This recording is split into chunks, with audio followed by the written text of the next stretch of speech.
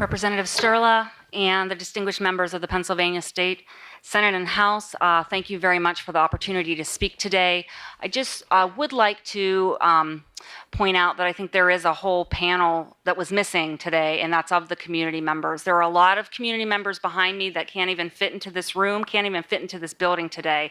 They're very interested in knowing what's happening, and so I hope that in the future we can have a more adequate space so that everybody can be involved.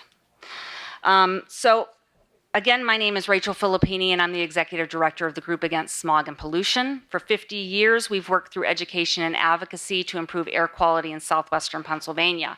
And for all 50 of those years, U.S. Steel's Clairton Coke Work and Edgar Thomson facilities have been part of the pollution that we've been working on. They've created air quality problems in our region. Their chronic failure to comply with health-based air quality regulations have burdened the residents of the Mon Valley and beyond. So while a very important part of today's discussion needs to be on the fire and ways in which we can ensure the community is better informed and protected should something like this ever happen again, I believe the discussion needs to focus on U.S. Steel's air pollution problems and the devastating health consequences that the Mon Valley community has experienced for decades.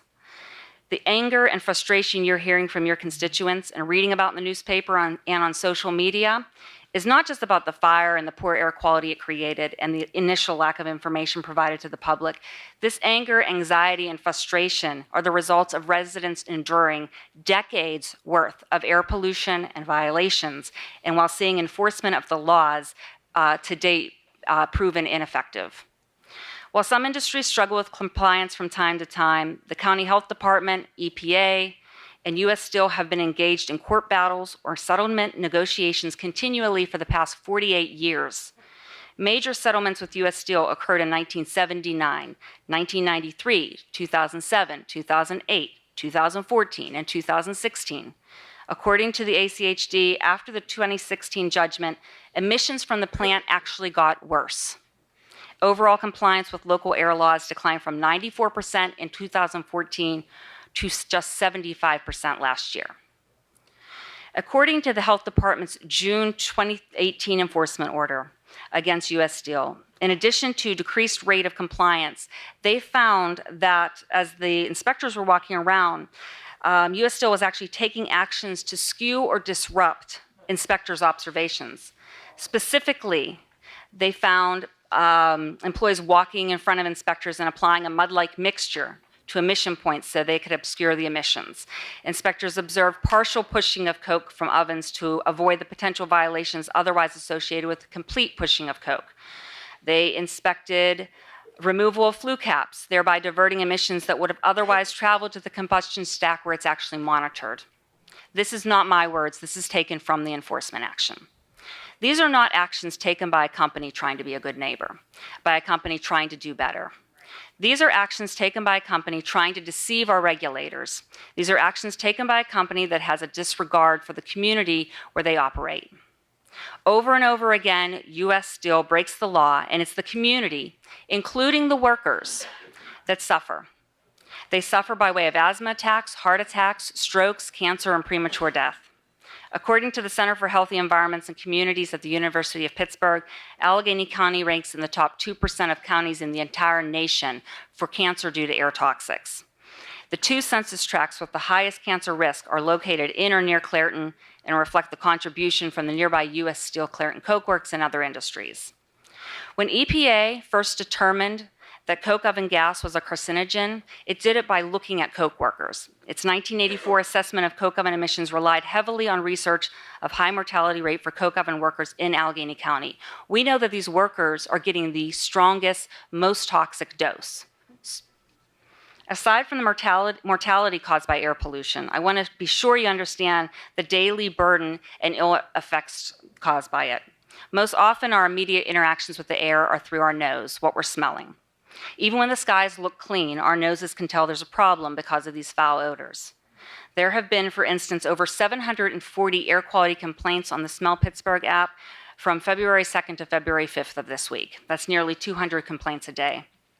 A frequent complaint we hear is the overpowering smell of rotten eggs or that hydrogen sulfide H2S odor. Clairton Coke Works is by far the largest emitter of H2S in the county, emitting more than 109 tons in 2017. GASP documented that the state standard for H2S has been violated 50 times a year on average for the past 6 years at the Liberty Borough in the Mon Valley. Just this past weekend, the 24-hour average spiked to 22 parts per billion. That's more than 4 times the standard of 5 parts per billion. Those noxious odors disrupt people's sleep. They discourage people from wanting to spend time outside, exercising or playing. They irritate the eyes, nose, and throat, and generally they make our life extremely unpleasant. So we believe that the health department must do a better job of holding U.S. Steel accountable, but we also think that our local and state leaders need to do the same. So these are some recommendations. First, I want to concur with Dr. Gentile that an efficient and effective protocol has to be developed to ensure that the public's made aware of these incidences in a timely manner and given directions about what they need to do to protect public health. Second, I think there needs to be a full accounting of the cause of the fire and steps U.S. Steel will take to ensure something similar will not happen in the future. 3, I ask that all of you empower the health department to be a strong enforcement agency, ensure they're taking all steps necessary to protect public health. The health department's charge, their main mission is to protect public health, especially for those that are most vulnerable. So I would ask that you support them when they take strong enforcement action, and you call them out if they're not. If the laws on the books aren't strong enough to protect public health and worker health, then it's your job to change those laws.